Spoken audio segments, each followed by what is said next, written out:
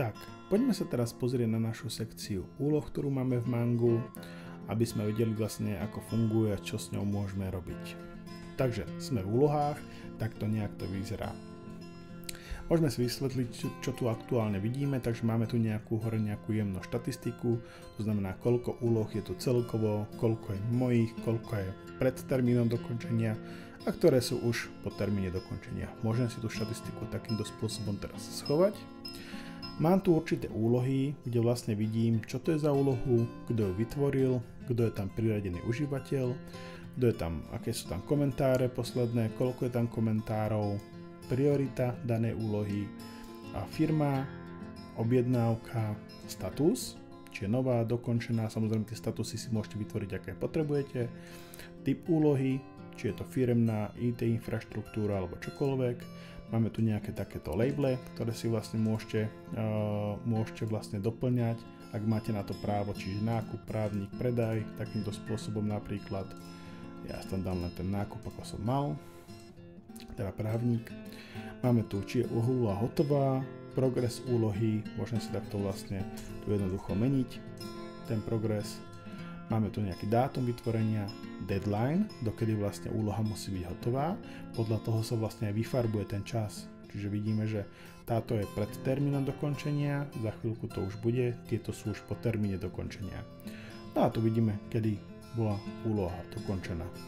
Samozrejme, stĺpce si môžem kedykoľvek okresať, aby som tam nemal úplne všetky, napríklad počet komentárov a posledný komentár sú také celkom ako častokrát zbytočné.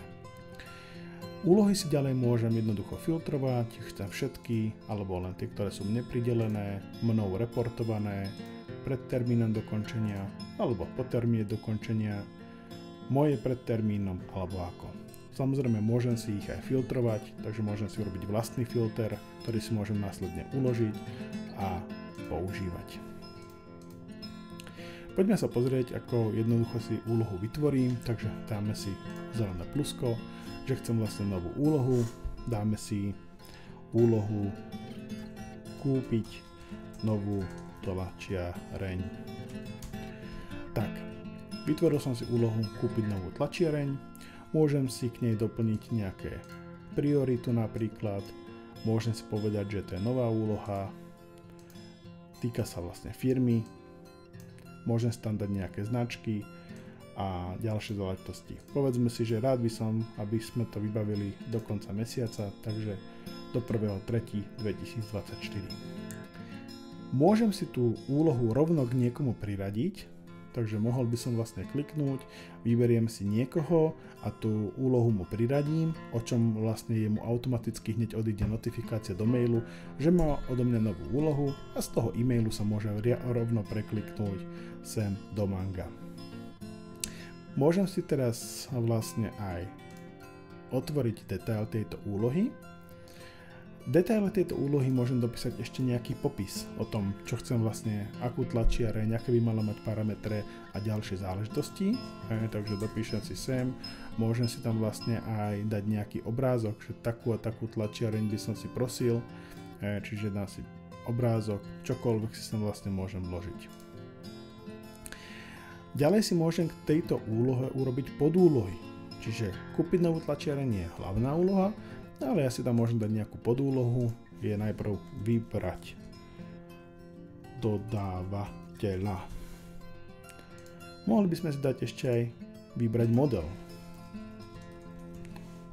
Tak. A tieto podúlohy, ja keď si ich rozkliknem, tak vidím, že patria pod úlohu kúpiť novú tlačiareň. Hej, a môžem sa tam dopísať nejaký ďalší popis a túto podúlohu takisto môžem niekomu udeliť. To znamená, môžem mať jednu veľkú úlohu a z nej urobiť 10 malých úloh, ktoré každému priradím nejakú časť a dám mu tam takisto nejaký deadline.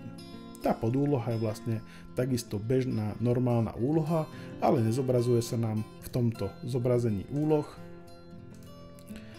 Tu sa nám zobrazujú vždy len tie hlavné úlohy. Tak. Ako ďalšiu vec môžem si sem nahodiť nejaké súbory, ktoré by som vlastne chcel zozdieľať s nejakým mojím kolegom, čiže poviem si, že môžem si tam pretiahnuť nejaký súbor, dám si tam. tak nahrajem si tam takto nejakým spôsobom obrázok a že toto je napríklad obrázok tlačiarne, ktorú si prosím. Môžeme si sem pridať aj nejaké komentáre k tomu, v akom statuse daná úloha je, takže môžem tu niekoho vlastne zavináčom označiť, napríklad pána Markvičku, a napíšem mu nejaký komentár. Jemu samozrejme okamžite odchádza notifikácia o tom, že som ho spomenul v danej úlohe a môže mi tu vlastne reagovať. Čiže môžeme si to takto vlastne vypisovať medzi sebou a určovať si status tej úlohy. Samozrejme všetky tie dáta, ktoré som si vložil na začiatku, nejaký stav, status, prioritu, značky, si môžem samozrejme editovať aj tu. Takže nie je žiadny problém. Keby to bola úloha, ktorá sa týkala nejakej firmy, tak ja si to môžem dať, že týka sa to firmy ABC Kompresory a takýmto spôsobom si ju tam priradím. Teraz, keby som sa preklikol do firmy ABC Kompresory, tak vlastne tu by som mohol vidieť v úlohách, že je tu úloha kúpiť novú tlačiareň. Čiže tu vidíte, ako je všetko vlastne poprepájané. Mohol by som takisto vlastne prepojiť na nejakú objednávku a mám hotovo. Keď už danú úlohu budem mať hotovú, všetky vlastne subúlohy budú hotové, tak označiť úlohu, že hotová je veľmi jednoduché. Stačí mi prísť buď sem do tohto rozhrania a poviem a kliknem si na tento krížik a dám, že je hotová, alebo si zmením progres na 100%, alebo si zmením status na dokončená, alebo to isté môžem spraviť v detaily danej úlohy. Čiže najjednoduchšie kliknúť úloha je hotová, úloha sa schová, pretože v nastaveniach úloh mám nastavené, že chcem schovávať hotové úlohy a tým pádom ju mám vyriešenú. Keby som si teraz odkryl hotové úlohy,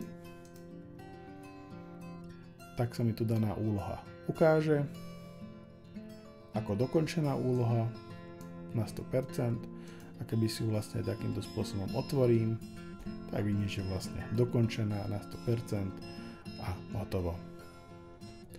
Dané úlohy samozrejme fungujú aj v mobile, to znamená, keby som si ich otvoril v mobilnom rozhraní, tak sa mi zobrazia formou takýchto kartičiek a tie kartičky si môžem samozrejme nastaviť, čo tam chcem.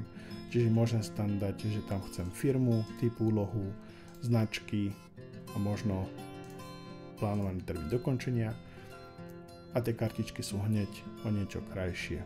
Samozrejme, keď si to otvorím na telefóne, kartičky mám pekne pod sebou a len rolujem, scrollujem. To je k úlohám asi všetko. V ďalšom videu sa pozrieme na ďalšie funkcie Manga.